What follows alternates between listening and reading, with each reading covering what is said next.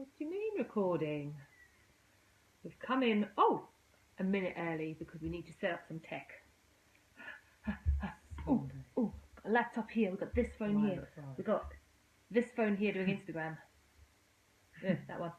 And we're waiting for Wendy Capewell to join us. We need to turn the volume off on this thing, or there's going to be this massive feedback. Hear us twice. Ooh, Wouldn't that be nice? of course. Such fun. Are you going to show us you're live in here now? I don't know. I don't know. These new things we're trying out. It's got me a little confused. Hold on. See, discussion. That's what we need to be in. Right, she knows.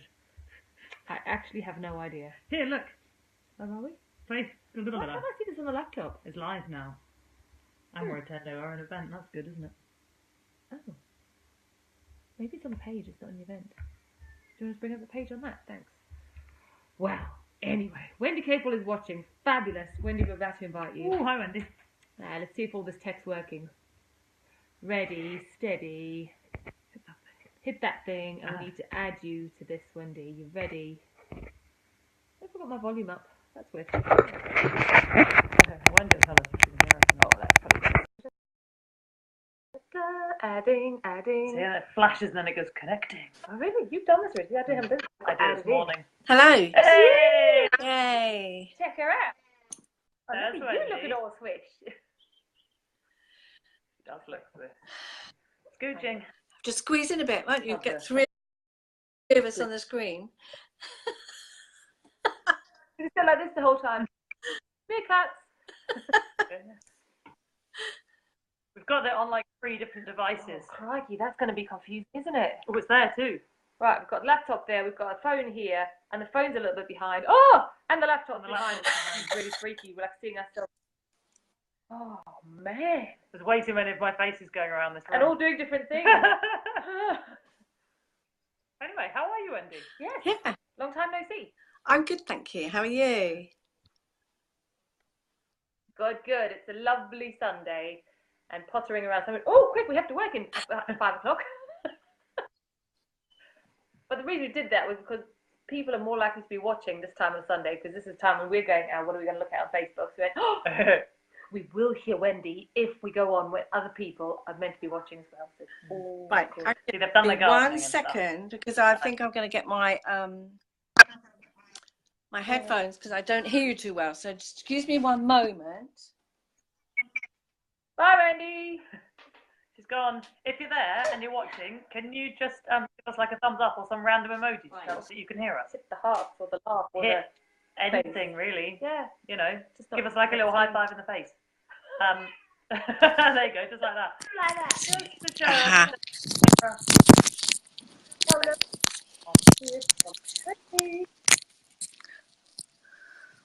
Hello.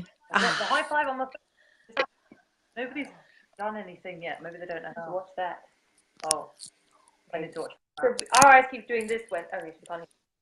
And is she ready? I'm ready. Yay! I can hear you now. Yeah, if our eyes keep doing this, we're just watching 5 screens at set around each other. 10 screens at the same time. So I've got the book of notes to keep on track, because I need that, don't I? And Amy's doing the tech. And for those who haven't met with the lovely Wendy Capewell ever, who are watching, this is the lovely Wendy Capewell, the relationship specialist. Enough from me. Wendy, tell us who you are, what you do. Well, you did say, you've already introduced me. What more can I say? No more, come on. Big it up. Big it up. Well, yeah, I have a passion about helping people have the best relationships they can possibly have. And you guys, girls, your kind of stuff is about helping people to understand themselves and have the best relationship with themselves, which is where it all starts.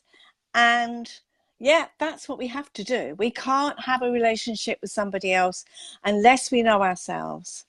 And that's part of the work that I do, but I also help people understand what doesn't work in the relationships, what does work, what can make it better, and maybe they're in the wrong relationship. So it's all of those kinds of things, isn't it? That we really, there's a synergy between us, because we do, we have to know ourselves, and then unless we know ourselves, how on earth can we begin to find the right person, the right relationship? Absolutely, and the reason we're doing this live is because Wendy and I were having a chat one day before, it's like kind of a pre-interview, because I went on Wendy's podcast, and both of us got going about, yes, if people just love themselves more, then they'd connect better, and if they were doing that, they'd have more fun, and we properly got onto a rant, didn't we? We did. And went, we need to do this on Facebook, because our resolution is done it now, and we thought, why don't we catch that again? So we're here today to try and catch it again.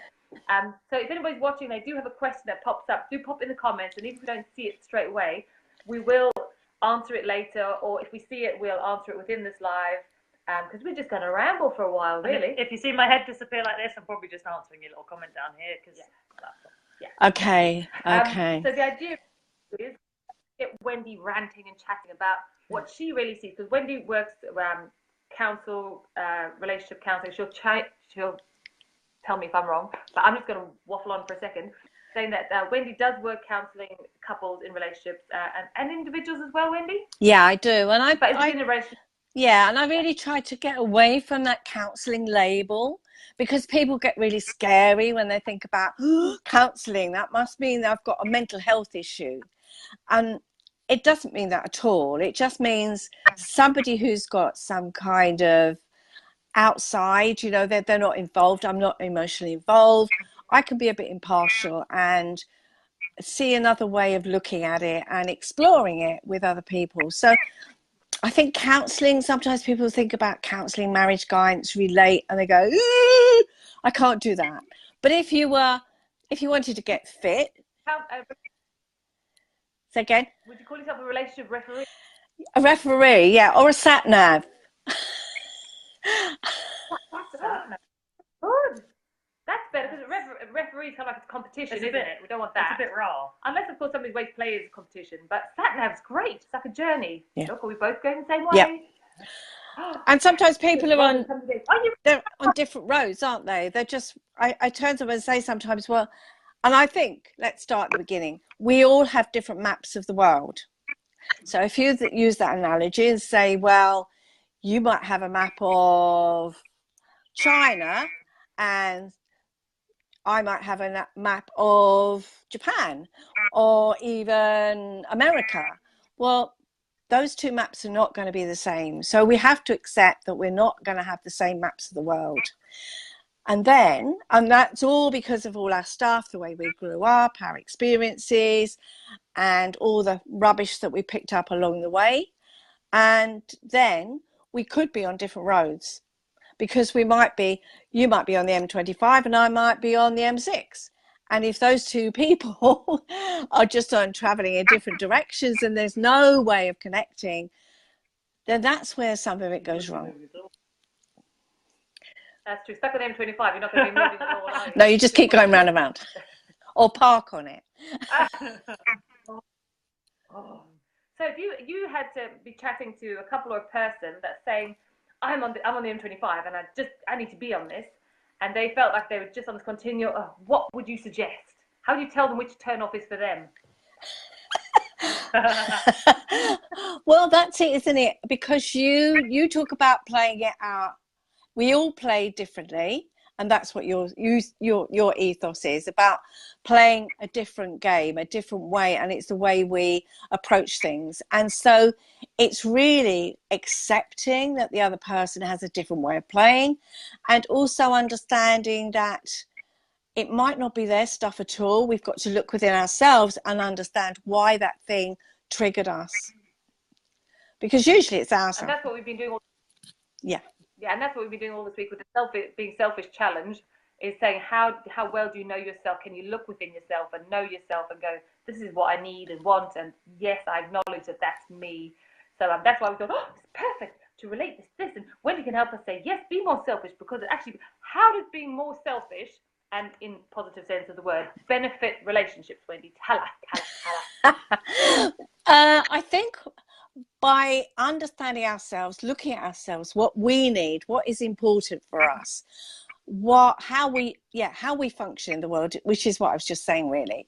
What is it that about us that we need, the way we work, the way we are? What are our values? What are our core beliefs? What is we really stand for? What's important to us? And if you haven't got any of those things in alignment at all with the other person, you've got a real problem. So it is looking at your own way of being, not trying to be what you think somebody else wants you to be. Being yourself. That's so important. And asking for what you want. If your partner isn't, if you're not getting what you want in the relationship, if something isn't working, then talk about it, but really ask them and say, this is what I need. How can you help me? Miss, I've got a question. So, I don't need the toilet, and I've got a question. So, we're talking about being selfish, and you're saying about knowing yourself and asking for what you need. But if somebody has that version of selfish being, I can't be too self-centered because that's a bad thing, how would you suggest that they approach going, actually, yes, what I want and need is really important, and I need to voice that to a partner? How would you help them have the courage to do that within a relationship setting? Good question, thanks. That feels like 2 against 1. It's not fair.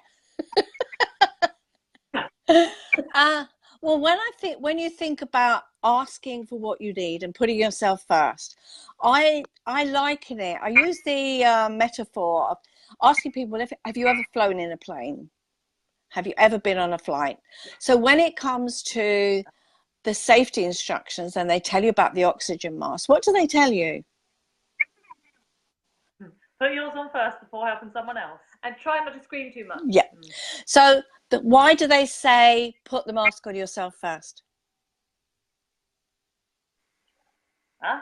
Oh, because if you don't put the mask on you, then you're going to die, and then the person next to you is going to die too, and then that would suck. You can't help anyway if you're not. You can't help anyone else, can you?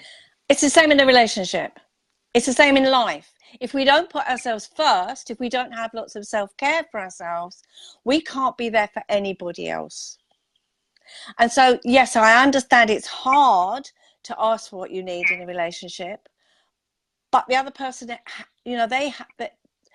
we can't read people's minds. And if we don't actually say to someone, look, I need this, and this is what I need to make our relationship work well, and this is what I need to connect with you, and use the I statement instead of saying you didn't get this right, you're this, you're that. Just say, this is what I need, this is how I'm feeling. And if you've got a halfway decent relationship with somebody else, then they're going to listen to you. But it isn't demanding, it's saying that's what I need. Yeah? Does that?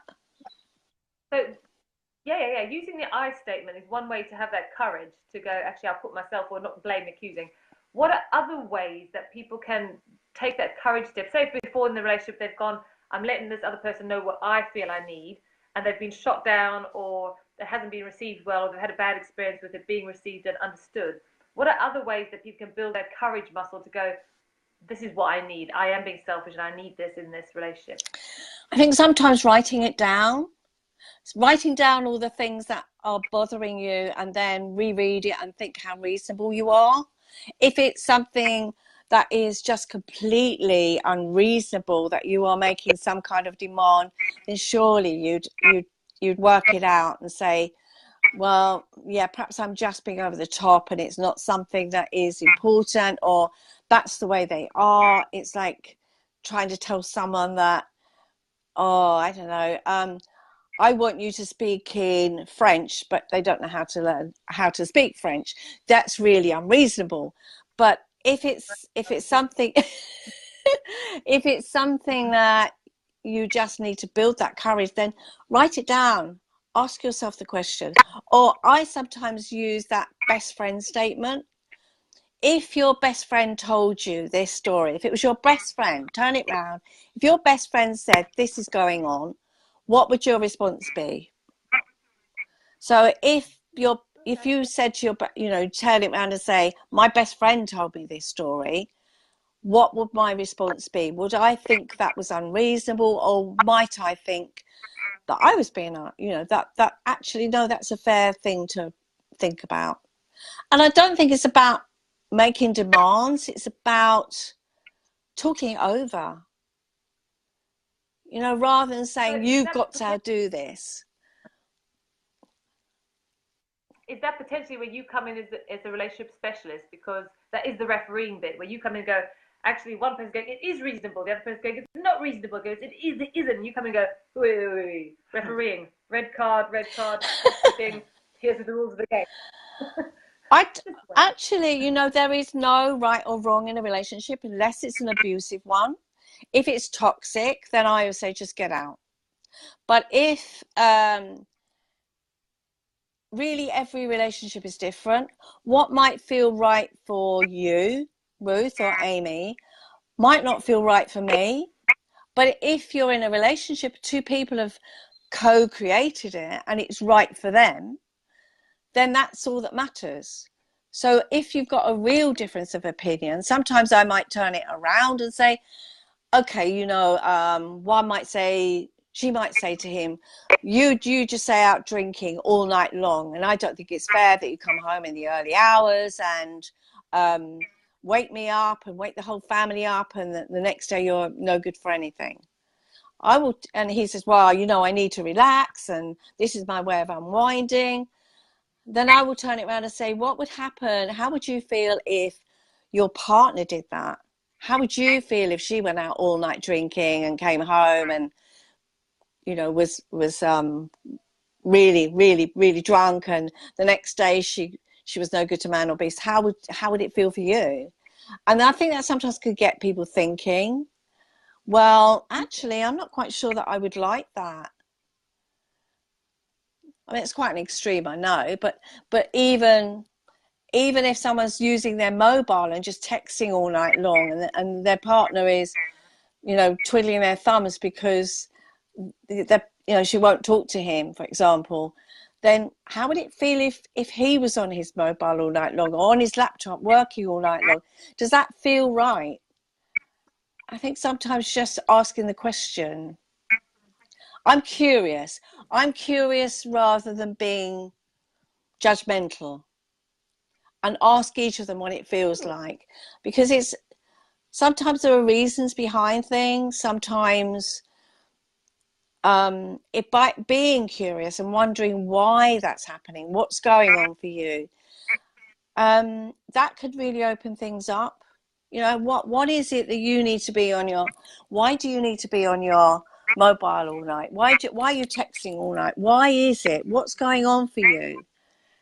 Why is it you have to spend all night down the pub and rather not be with your partner? Got a question. I knew you would. It's very exciting. In my head, it's exciting. So if somebody is struggling with being curious instead of judgmental, and they think, because they just think it's being done to them, and they can't see, how would you recommend people learn to be more curious in a relationship rather than judgmental?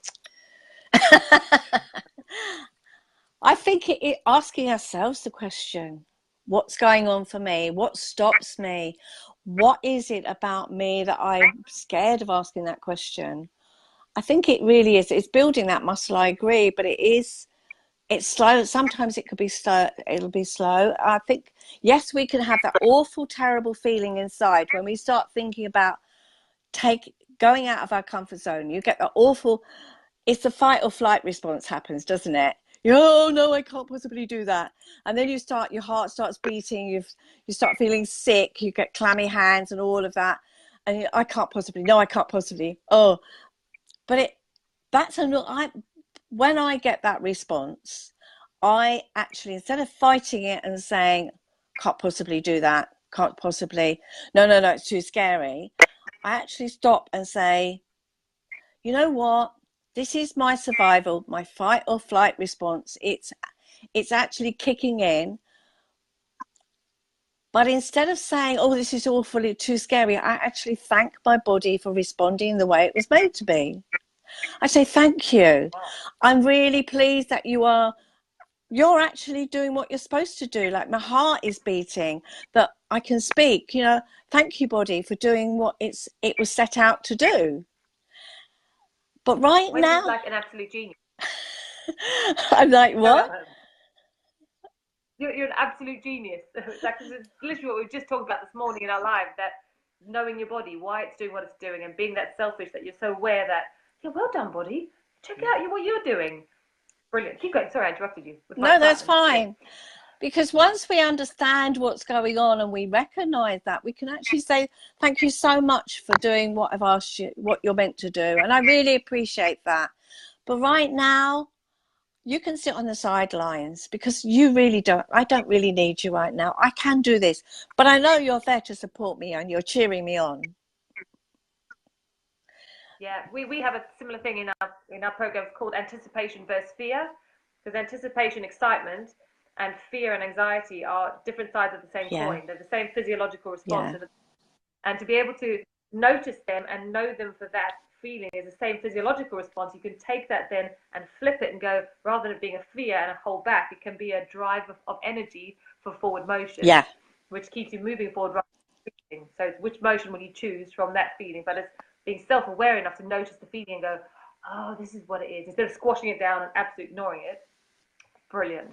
And I've got a diagram that shows the body, and it shows all the different feelings that when people get when they have that fight or flight response, and all their thoughts. You know, I'm going to die. I'm going to, you know, I'm going to have a heart attack. There's something really wrong with me, because they get all those symptoms. I think every GP in the world should have a copy of this to give to their patients, because when someone gets that anxiety, you know, they sit there and they go, yeah, that's me, that's me, that's me. I say, well, this is just your body. This is just your survival system working. It's just gone into overdrive. And that once you start... Somebody's nervous about asking to take out the rubbish, and they start going, oh, I'm going to die, I'm going to have a heart attack, I can't ask. It's like, okay, calm down. That's just the response. It's not about the rubbish. But I use the story like Woodlands, and at the corner of your eye, you say, oh, snake, there's a snake there. But merely, and so you go into that survival system. Your heart beats faster, and you're either going to go, you're going to get into that, I want to run away. But if you're not Usain Bolt, the chances are you would never run away fast enough from your predator. You might fight, which is another response. But actually, you try fighting a snake, you possibly could come off worse, especially if it was venomous. Or you might freeze, which is what animals do when they're in a habitat. They will freeze because they will be camouflaged. Now, the poor little bunny who's sitting on the tarmac when you're driving down the road, it goes, it doesn't understand that it doesn't fade into the tarmac. But that's the response it has. So what happens is we've gone into one of those, and chances are you'll freeze. I mean, I know if I think something like that, I go, ooh, and I can't move. Milliseconds later, the cognitive part of our brain, the intelligent part of our brain, takes over from the reptilian part of our brain and says, it's a stick. And you start to calm down, but your body has already gone into that fight or flight response. And therefore, that's the bit that you need to understand about yourself. That's the part that you really need to get to know. And recently it happened to me because last year I was in New Zealand and I did a bungee jump. And I was standing on the edge of that bridge going, oh my God, all that, why would I do this? And I got all those feelings coming up for me. And it was, I can't do this. What if the rope breaks? What if they haven't measured it properly? What if, oh, this is so stupid, I can't do it, it's so scary, I can't do it. The other part of me is going, you know what's going on for you. You know the neurological part. You know that your survival systems kick in, and you're looking forward to this. It's okay. Thank you for the survival system. It's okay. I will be all right. It's going to be exciting. So all those thoughts were going through in milliseconds, and it was just amazing to be in touch with my body and understand it. Does that make sense? So if you're, yeah, absolutely. I've got a question for you. So when you're with couples, sat-navving them through their relationship, what's the most common thing that you go, you're moaning about having an accident because he got you lost, she didn't give the right directions, blah, blah, blah, blah, when both of you should learn how to look at freaking traffic lights, do you know what I mean? what's the thing in a relationship that you see the most often where you just go, would you just notice the traffic lights already? What is it? The most well, it is. It's because the other person isn't doing it right. Because the other person, it always puts it out to the other person. It's, you've done this wrong. You've got that wrong. You don't do this. You don't do that. And it's really quite, it's destructive behavior for a start. And you're just noticing what somebody does right. Imagine all the things that are right in the relationship. Imagine all the things. Just remember the nice things that they did. And actually, it's not about them trying to get you, or it might be because you started on that journey between you of trying to get at each other all the time. But that's playground behavior. No. You did that, so I'm going to get you back. Well, is that really the way you want to behave? That you've got to get somebody else back because you think they were trying to get at you? I don't think that's very helpful. So take a step back and ask yourself, and I do say quite often, this is a bit playground. Do you really want to behave like this with each other? Yeah. And what Wendy kind of almost came in first with the appreciation bit is we love a bit of appreciation, don't we? And we often say that it takes 11 appreciations to undo one criticism. So in a relationship, you're always moaning and, you did this, you did that, and criticizing your partner. Wow. How many appreciations do you actually owe them? Yeah. And if you could flip that around with the and actually appreciate what they have done and who they are, surely that relationship's just going to, be so much different. Exactly. And it doesn't have to be a couple that are connected. It could be friends, It could be, say your friend, you've messaged your friend, or they said they'd call you and they haven't done it. You can get really, really grumpy and putting it out there. They just haven't bothered. What's their problem? They're just no kind of a friend. Well, actually, maybe they're just busy. And instead of just getting that bitter inside, why not just check out on them and say, hey, are you okay? I was hoping that we were going to meet up, or I was looking forward to seeing you. Are you all right? And accepting that maybe they're just busy or they've forgotten, because I don't know about you, but there's so much noise in this world these days. We're inundated with, according to University in California, the study they did, we're inundated with 34 gigabytes of information daily, which is enough to crash a laptop in a week. Now, when you imagine everything coming at us, people talking to us, our family, our friends, our boss, if we've got one, the internet, the emails, the radio, the TV, is it any surprise that we don't get it right sometimes? And again, that's the importance of taking that selfish time, that self that you go, this is my space, I know who I am. Like, shut off the online downloads all the time. Go, no downloads, just me, who I am, completely without the digital and the tech. Okay, I'm back in myself. And that thing of actually understanding, someone else and going, hold on, actually something might be going on there, rather than, oh, if you're going to say you haven't texted me back. Yeah. It kind of starts from understanding you too, and if you've got compassion for yourself, it's kind of to have compassion for other people and to understand that actually it might not be, you're not the reason that they haven't texted you back, but actually, something else is going on, and maybe you could just have that compassion and just check in and see they're okay, rather than going, ugh.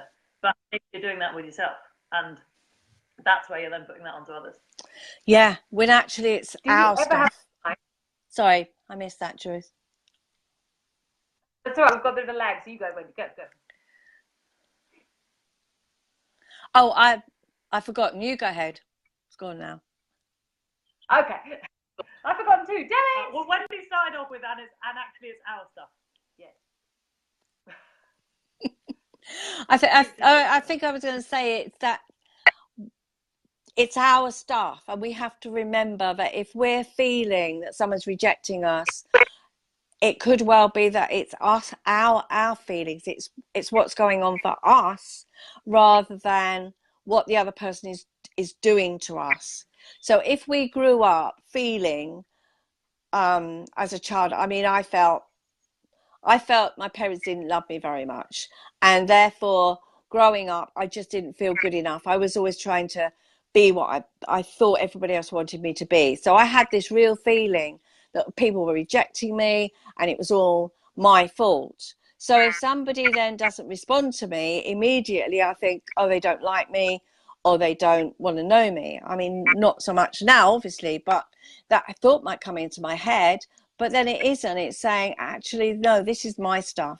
This is what I grew up with. And therefore, it's not them rejecting me. They're busy. I'm just feeling that way. And if I react in a way that is negative, such as being nasty back to them, oh, you didn't bother contacting me, therefore I'm not going to be your friend anymore. That's back to the playground, which is where I learned it in the first place. Or if it is that sulking, you know, well, you haven't bothered with me, so that's it, I'm not going to bother with you. Again, we're back to the playground, which is where all that behaviour came from. Does that make sense? Absolutely. And when we were talking on your podcast, we spoke a lot about people playing life their way. And that's a lot of what we do is sometimes people step into somebody else's game because they go, oh, if I want to play with them or be with them, I have to play their way. Yeah. And that's, again, giving away their not power, but their own playfulness, because they go, okay, so I'll play your game. And it doesn't really gel with them. So it's about knowing that self part that goes, this is how I love place, what makes me come alive. It's how I relate. And if there's a game going on that they don't like, it's for them to be able to say, this is not my way to play. I get that there's maybe the understanding of sharing and playing and cooperation says, we'll play your way sometimes, but sometimes we play my way as well, because I can't play your game all the time. I need to be able to do my thing that brings me alive as well. Definitely. And that's about being comfortable in our own skin, learning to be comfortable in our own skin, not trying to play somebody else's way, which is how I grew up being a people pleaser. You know, I just didn't feel like that my parents loved me very much. That was my feelings, but as a child, that's how I grew up. It went on into my life. And so therefore I was trying to be what I thought everybody else wanted me to be. I was trying to be what I thought my parents wanted me to be, what my teachers wanted me to be, what my friends wanted me to be, what my employer wanted me to be. It went on for years. But because I couldn't second guess them, I wasn't being true to myself. And I lost myself completely. And I think a lot of women would agree that they've lived a life people pleasing and going, okay, if I want to fit in and belong, I have to play their game their way. So going, actually, let me be selfish and go, who am I? What do I want from this life? So do you get opportunity to point that out to both partners in a couple and say, are you both being true to yourselves? Yeah, definitely. Yeah, and it's not about people changing their personalities. It's really learning about each other, learning about themselves and about each other. And there are times when I've sat in front of couples that have been together for 20, 30 years, and they'll turn to each other and say, I didn't know that about you. And that is quite incredible, I think. I think we're always changing, and there are things about us that, you know, are ever changing because we're living beings, but not to know that about each other, and, you know, quite basic things sometimes. They didn't know how their partner ticked. And I think that's maybe sometimes because they haven't even bothered to find out or ask.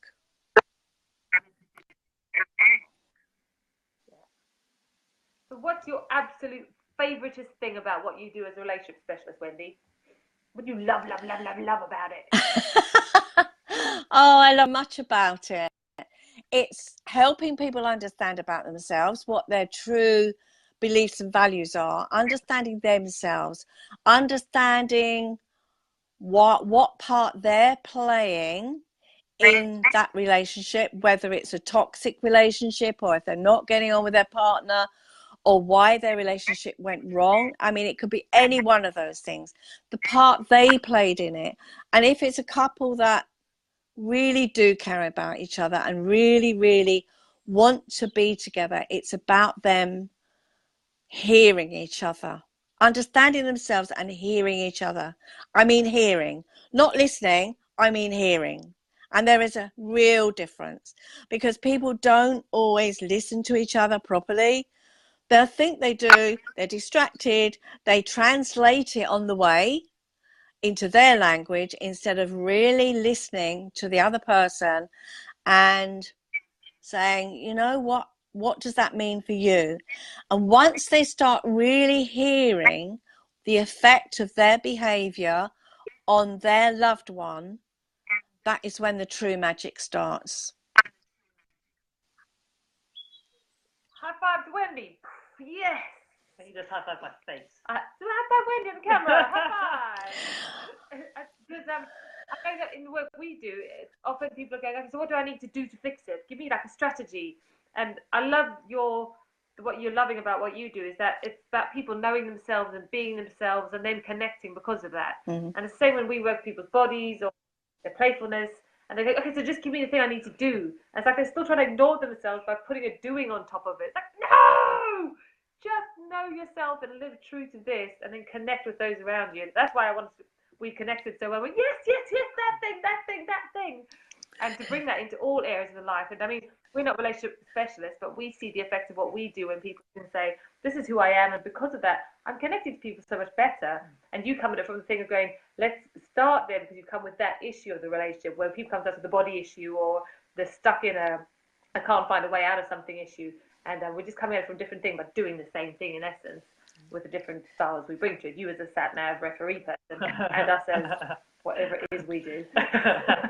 And I think the one thing that a big thing that I've learned about myself along the way was where I was trying to be what I thought other people wanted me to be.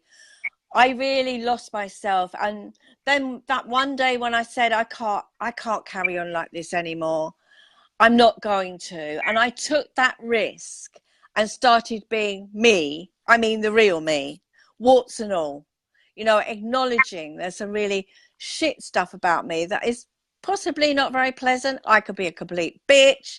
I can, you know, not be a very nice person on occasions. I'm not saying that I'm proud of it, but I own it. Once I just started being me and stopped trying to be what I thought somebody else wanted to be, do you know, it was was it only more comfortable, but what is so nice is that I have really lovely people in my life now. It's like there's that real acceptance of myself, and then I can accept other people. And instead of having those other people that were not very pleasant in my life, I attract really, really, really lovely people in my life, like you two for a start.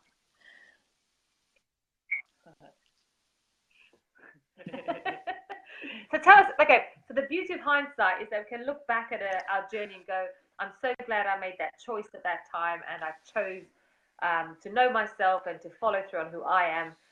Tell us your experience of that moment where you went, you know what, it's just enough. And what did it take for you to go, no more doing other people's stuff, it's about me now? Tell us about that moment for you in particular, like personally for you.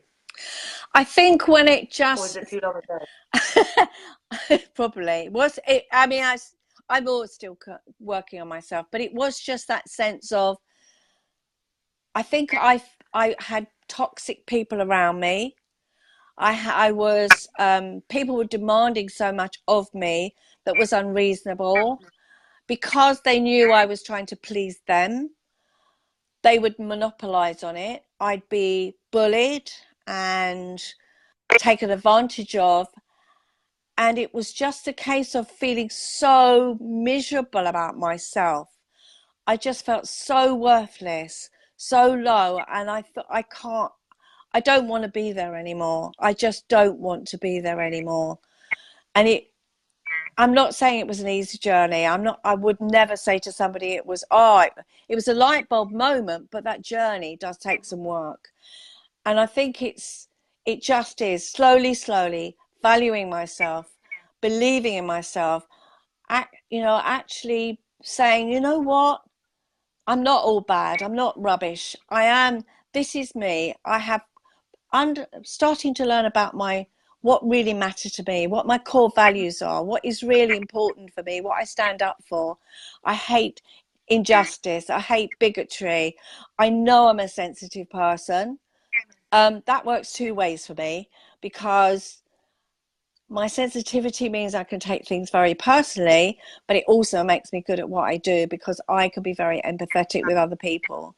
And I sense atmospheres, which I had to learn when I was a child, and that was rubbish. But equally, it kept me safe, because I wouldn't put my foot in it or say the wrong thing or get in the way of others. But at the same time, it also means that I'll be there for somebody else and pick up on their sensitivities. But it doesn't mean I have to buy into it. I don't have to buy into their dramas. That's another real one, isn't it? You know, someone has some kind of drama going on, and then we get sucked into it. So it is just, it's a bit like you go from a pendulum almost. You go from one way to being a people pleaser and doing everything to please everybody else, and then you suddenly swing the other way, and then it's trying to find that middle ground so that you don't get sucked in to being there and or being just yourself and trampling on people. It does take a bit of juggling to get to know yourself, I think. Yeah, and that's the important thing, is that permission piece to do that juggling. Oh, yeah. To say yes, regardless of where I was swinging on the pendulum, knowing that I still love and accept myself, and I'm going to get there. Sorry, having the self-appreciation, but also the humility to say, yeah, I kind of screwed up when I was at that end. And when I was at that end, well, you screwed up then, but that's fine. Let's find the middle ground. Yeah, and I think you can't fail. It is a sense of, oh, I've got that wrong. But actually, every time we try those few steps and just sensing, well, I didn't get it right that time, there is something about learning something about ourselves. Because we learn a little bit more about ourselves. Okay, that didn't work, or I didn't feel good about that. But if you really stop and listen to yourself, to your body, like you two suggest and advocate for, when we really listen to our body, we'll learn something about ourselves. And that's part of the journey. Yeah, that's part of learning your way to play. That's what we say, is that you've got to kind of be in the game and be playing it. Yep. To go, oh, that didn't work. Those rules don't work.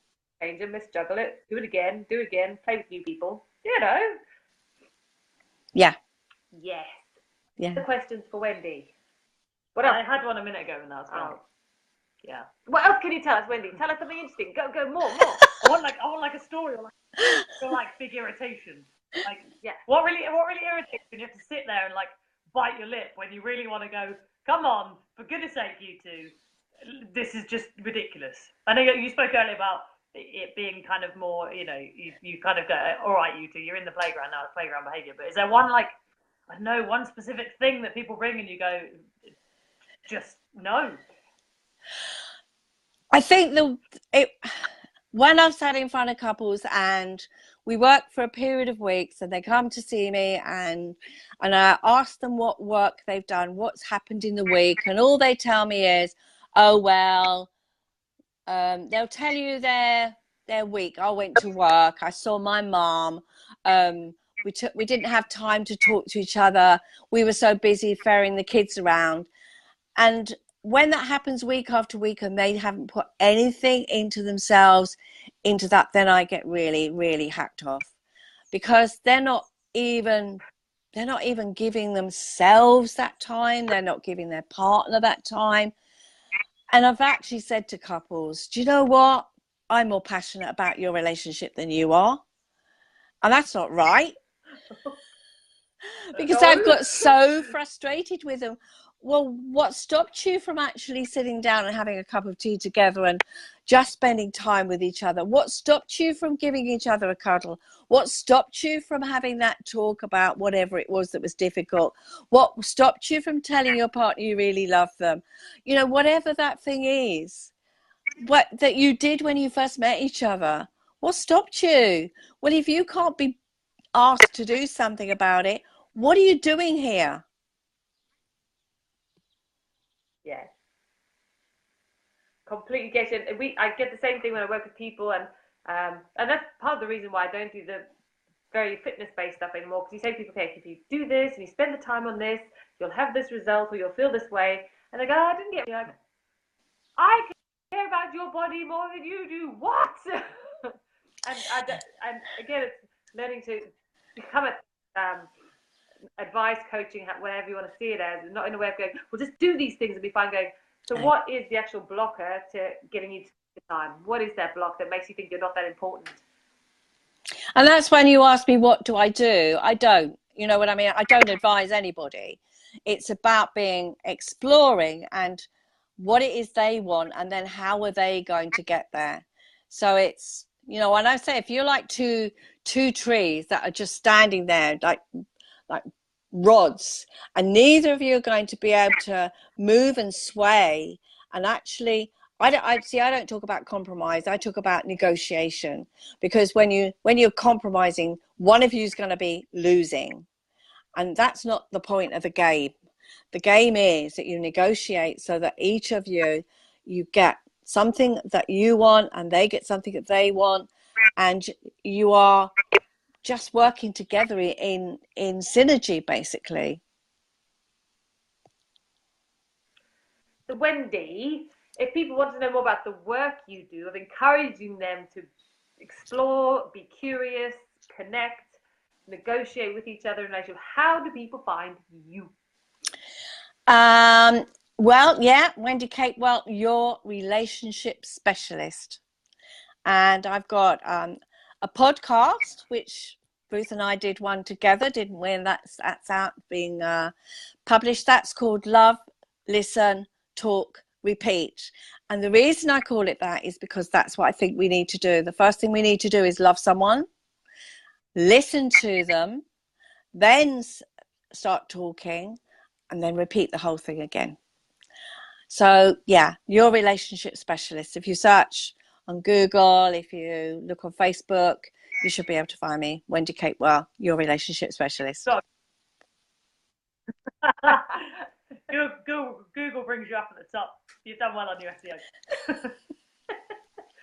Haven't you written a book as well, Wendy? You've written a book as well. Yeah, I have. I wrote a book, and it's the journey of a relationship, basically, because of all those things that happen in a relationship. So when you first meet, and that honeymoon period, and then you start moving in together, or you have a baby, or you get married, and all the stresses and strains that come along the way and cause issues. And so each chapter is about a different episode that could happen in a relationship. So it's called From Surviving to Thriving in a Romantic Relationship. It's a title that really trips off the tongue, isn't it? But I think sometimes people are in relationships that they're just surviving in it. You know, they're, oh, well, let's put up with this. Let's not do anything. I can't be bothered. Oh, what's the point? Let's just carry on. And they're really miserable in it. So I think to be able to have, you know, to really thrive in a relationship, whatever it is, that's so much nicer. And that's available on Amazon. Ooh. Check Wendy out being everywhere. I get about. Well, I think I'm out of questions. I don't know what else I can ask you, Wendy. Okay. You like answered everything. Oh. Well, everything was in my head. Okay. Yeah. What are you doing this evening? I'm going to put my feet up and some self-care. Take some time out for me. Nice. Right. I spent some time in the gardens this afternoon. That was quite nice. And yeah, just relaxing. I think just recharging is nice. And then this evening, maybe I'll find something to read, or maybe there might be something on TV that I want to watch, and just chill. Nice self-care. Gold star. Thank you. Maybe teacher's pet. Brilliant. Thank you, Wendy. Again? Teacher's pet now. You can be our pet. Wendy's like, if you were our pet, what pet would you be? Oh, I think I'd want to be a cat, because cats are very independent. They know what they want. They play it their way. And but they love lots of attention and fuss, and they like humans, so they like that connection. So I think, yeah, a cat.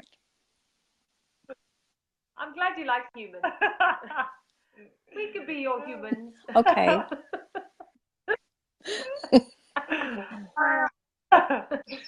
Wendy, have a lovely evening, and we're going to take this and obviously post it onto all our things, and we'll send it to you. And anybody watches the replay and has gotten this far through the replay and wants to ask any questions, they can just pop it in this box.